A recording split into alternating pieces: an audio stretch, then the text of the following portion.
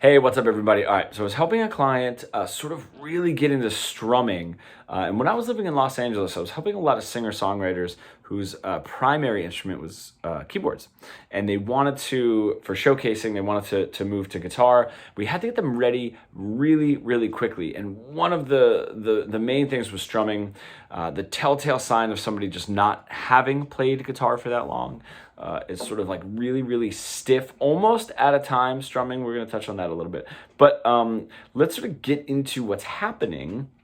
Just like in some other videos when I talk about like over gripping the guitar, like over picking, just because we want to go really lightly and it's really difficult for us because we're almost like on the edge of like not playing, right? We want to go that light.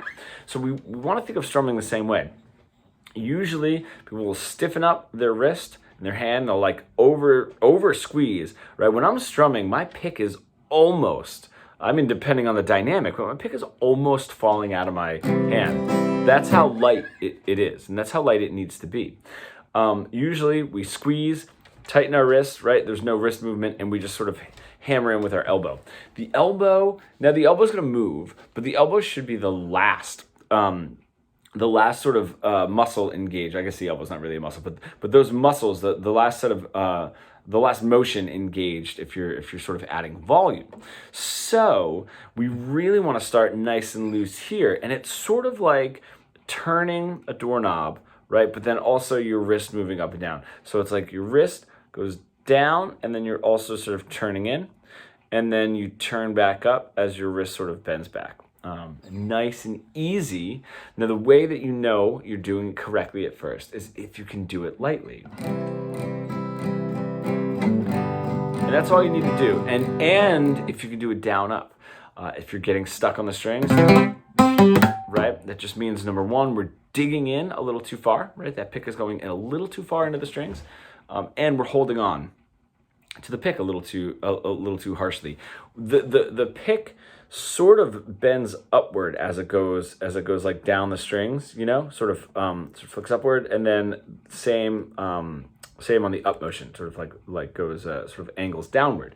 You need to keep that looseness. If it's just straight, it's gonna get sort of like stuck on the strings, right? You get really, really stiff. So there's not a huge difference between a down strum and an up strum, right? A little of that sort of wrist flexing motion and just keeping lightly, right? But really that pick is doing a good amount of the work by being loose, all right? So that's what you want to start with, right? Now let's just say that starts to get easy, right? We're going down and up. It shouldn't be very difficult to do that because we're not changing anything yet. We're not going down and then going back up, right? We're not doing anything.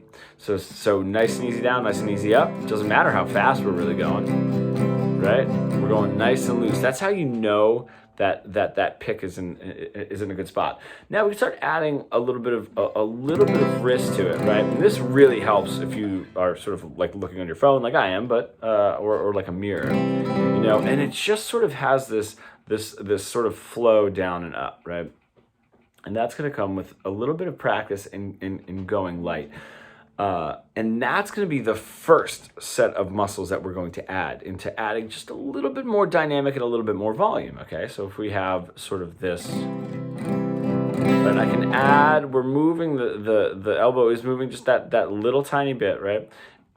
Just because if we're sort of locked in, we can't just turn our wrist, won't always get all the strings, or it's going to get those middle ones a little bit harsher, right? So sort of come down. And then we sort of come up, right? Now, if I'm moving down and turning, that adds that little bit of volume to it. If I'm sort of moving up and turning, right? So that's our first set. And then the sort of wrist also bending up and down. Now listen, if I add just those, if I grip my pick just a little bit more, amazing how much volume that adds, right? Now that's going to take some finessing. And I want you guys, once you start getting used to playing lightly, just start gripping the pick a little bit more and a little bit more. right? See what happens. See how hard until it starts getting stuck in the strings. Find that like cliff where it's almost falling out, almost falling out of your hand. You're that loose. And you're just gonna grip it a little bit more and a little bit more, and it's just gonna add a little bit more volume and a little bit more volume. And then of course, once that gets easier, the elbow is sort of the final movement to add that last bit of velocity for that last bit of volume.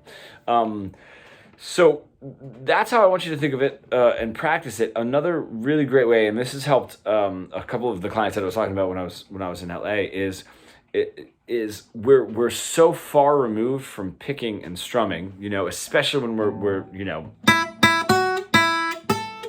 sort of over picking there, right? And then we go to strumming.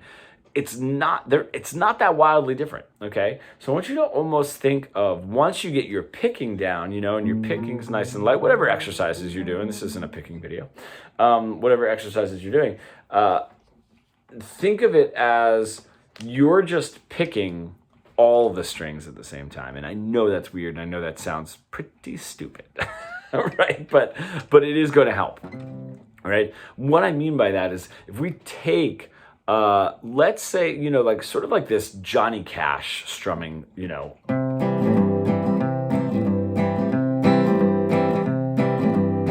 I'm not switching gears from my pick to my strum, right? I'm just picking a little bit further, I'm not that if we are switching gears, right? If this is like so crazy, so wild, that's going to be impossible, right? That's not, and even if I keep the top note, I'll just keep the top note on the A string here.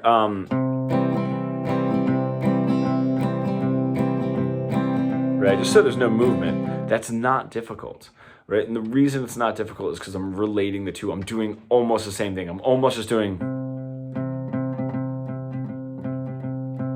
Right? It's not two sides of that spectrum. So that's one thing to think of when you're looking, if you can sort of do this in a mirror and you're sort of doing this, pick,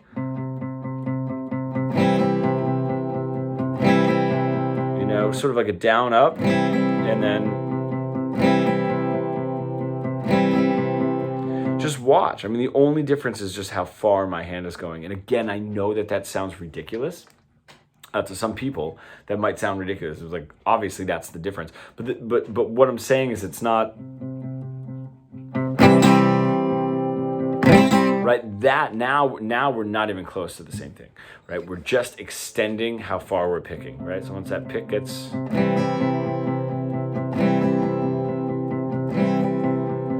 right, that's going to be your next exercise, and go as slow as you need to go. Down, up, down, up, down, up, down, up. So 1 and 2 and 3 and 4 and 1. Doesn't matter what chord you're doing. Doesn't matter what string you're doing it on either.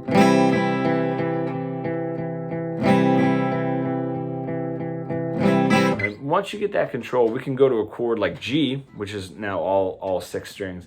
We can do something like switching up, right? Staying on the top, switching to the A string, D,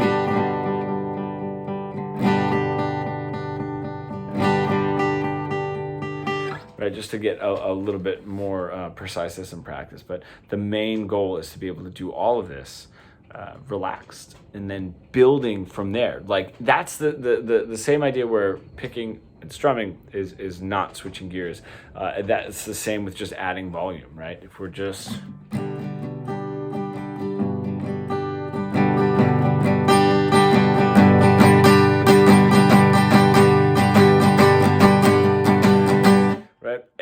there aren't gigantic steps between the first and the last, right? It all is just very, very gradual movements that move up. So I hope that helped. The main reason that I did want to put out this video, like I said, if I'm at an open mic or something like that, kind of seeing a client play, a very telltale sign that somebody has not been playing for that long is very, very stiff strumming. So try it. Let me know how it goes.